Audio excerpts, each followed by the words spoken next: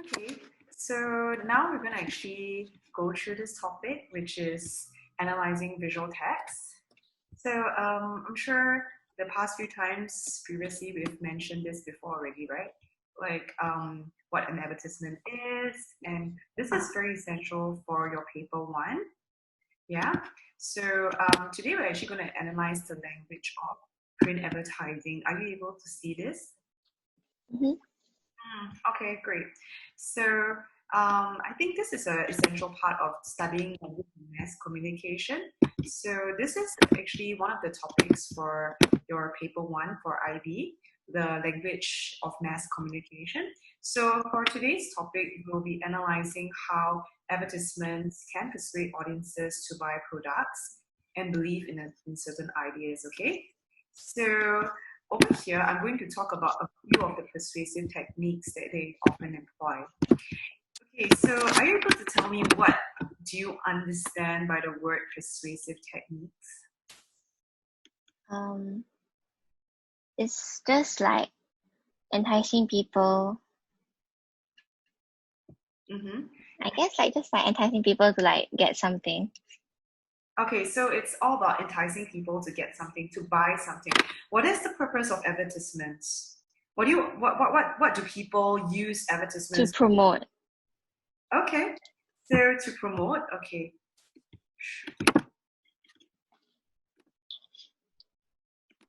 So people use advertisements to actually promote stuff. Okay, so let's talk about, before we talk about persuasive techniques of the advertisement, let's talk a little bit about the structure of advertisements.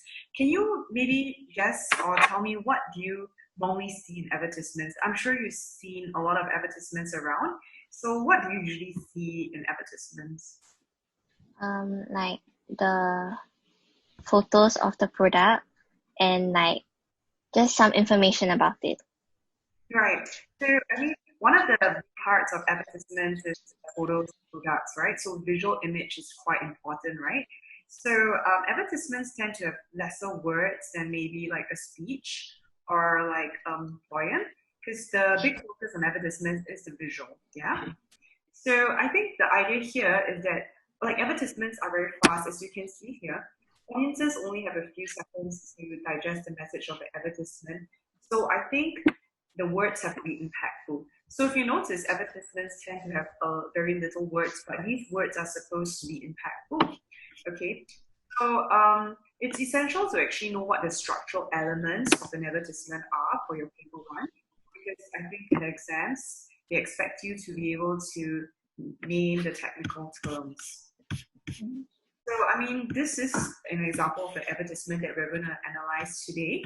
So, as you can see, this is a, can you see the advertisement? Mhm. Yeah. So, this advertisement has been already labeled so that you'll know that there's 1, 2, 3, 4, 5, 6. I think there are like 6 structural elements in this advertisement. So, I mean, visually looking at this advertisement, can you tell me something about what do you think this advertisement is selling? And what do you think this advertisement is about?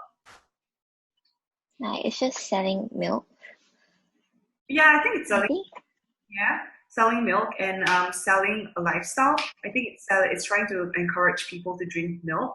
Have you seen this advertisement before? No.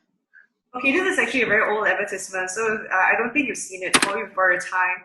But I think it was in the early 1990s. Okay, and then there was this whole campaign called "Got Milk." So it's for people to actually and to encourage people to drink milk. So do you recognize this lady? Okay, so she's actually a very famous actress. Maybe not so famous now, but she is a very, very famous actress. She was really famous back then. And she acted Oh. in a series called Heroes. So I think she was very popular. So this one of the techniques, persuasive techniques. So we'll talk about persuasive techniques later. So as you can see at the side over here, these are the main things we're going to talk about in today's lesson, right? So the language, we're here the structure. We're going to talk about the persuasive techniques, and then we'll run through finally the key concepts in advertisements. Yeah. So Mm. one of the persuasive techniques is obviously to use a celebrity to actually advertise a product because I mean when a celebrity or somebody attractive advertises the product, then I think it makes people more willing or they have a greater desire to actually purchase the product, right? Mm-hmm. Compared to somebody who's unknown, right? And you look at the person and think like, okay, like who's that? Why do you want to buy this product, right? Okay, so before we go on to the further with the persuasive techniques, as you can see, this is a Got Milk campaign. So it's from 1993 to 2014. Okay, so there are 6 structural elements. So let me just run really quickly through this with you. So there's the visual narrative. So there's the copy. There's the slogan. There's also the URL. And there's also rule of thirds, if you can see this. Last but not least, there is color. So these are the technical terms you need to know so that you'll be able to put them in your essay when you're doing your paper 1, yeah? Okay, so for the visual narrative, it's basically all the things that you can see inside the advertisement. So certain questions you can ask yourself as you're analyzing the advertisement is maybe why her glass of milk breaks. I mean, why she's so skinny. So, I mean, the audience is able to infer then that, she's really skinny because, she's been drinking milk. So this milk has a slimming effect on her. So in a way, I think this encourages the audience to actually want to purchase the milk, right? And if you notice over here, headshots. So in this advertisement, a headshot is a picture of a person's face. And so headshots tend to be very effective when it comes to capturing the audience's attention, you know what I mean? Yeah? So headshots tend to be more effective in capturing the audience's attention as compared to something that's very far away or a distant shot. Am I right to say this? Mm-hmm. Okay. Or just, like a faceless shot of somebody, it's not so attractive as compared to a headshot, yeah? Okay, so the copy basically means the words in the advertisement. So an advertisement cannot be just visual image alone, but most of the time advertisements have words as well. So one of the things over here is, what is the main story message of the advertisement? Okay, so for this ad smash hits, the word smash hit is a pun, okay, which means it has a double meaning. So for this actress, she's also a singer as well, and then she acts in a lot of famous shows. So I think the smash hits can refer to the broken glass, and it also refers to a role in the TV series called Heroes, right? So the way the audience sees this is that, okay, she drinks milk, so she's strong enough to break the glass, right? And then this copy as well tells the audience that, you should drink milk if you want to be as successful as her because she's a very famous actress. Yeah? So far, do you follow? Do you understand what's happening? Yeah. Mm-hmm. Okay. So for the third one, we talk about the slogan. So do you know what the slogan means? Like, okay, so what's Nike's slogan? Nike is quite famous, I think. Do you know what? Yeah. Just do it? Yes, their slogan is just do it. So it means Nike is very successful, right? So you know their slogan. So what about Adidas? What do you think their slogan is?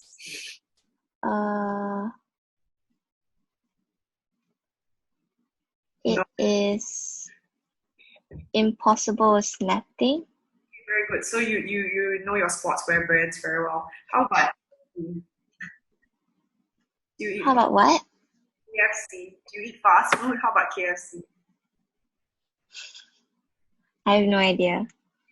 You're a health freak. You don't like to eat fast food. I think you're looking good, right? So yeah, I mean, it is when you're looking good, I think KFC. So if you notice the thing about slogans, is that they tend to be very short. You see finger looking good, just do it, possible is nothing. It's about 3 words. I think it's probably not longer than 5 words. So the idea here is that it's a short, punchy question for this particular slogan. It doesn't have to be a question, yeah, for slogans. Like just do it is not a question, it's a statement. But the key word is that a slogan is supposed to be short and it is supposed to build brand awareness, yeah? Okay? Mm-hmm. For a slogan to be effective, it has to be short so that the audience is able to remember it. And then they'll be able to associate it immediately with the brand. For example, for Nike, the slogan is just so memorable because it's so short. It's only 3 words. You know what I'm saying? So in this case, got milk is punchy, it's short. It's a cool question. Yeah. So do you understand this so far? Mm-hmm. Okay. So we also have the URL. Okay. So this is often found in print advertisements these days because most products can be found online on the website. So the URL will direct the audience to the website where they can actually get further information about the product. Okay. Okay, so the most important part about the advertisement today is this one, when we talk about the rule of thirds. Okay, so this rule of thirds is really important because if you notice, her head doesn't fall in the center part. Yeah, so let me just go up to the advertisement. So if you notice, like her head is like it's rule of thirds. So you see, it's like her head is on this portion over here. It's never in the center. Because I think the idea is that something is in the center, it tends to be very boring. You know, it's too neat. But when something is positioned this way, it actually creates some kind of tension. It's like a visual tension, and then it makes the advertisement more interesting for the audience. Yeah. Okay. Mm-hmm. Okay, very good. And last but not least, we have the color of the advertisement. What is the most prominent or obvious color in this particular advertisement? Red. Red, Red exactly. and white. Yes, red and white. Yes. Okay.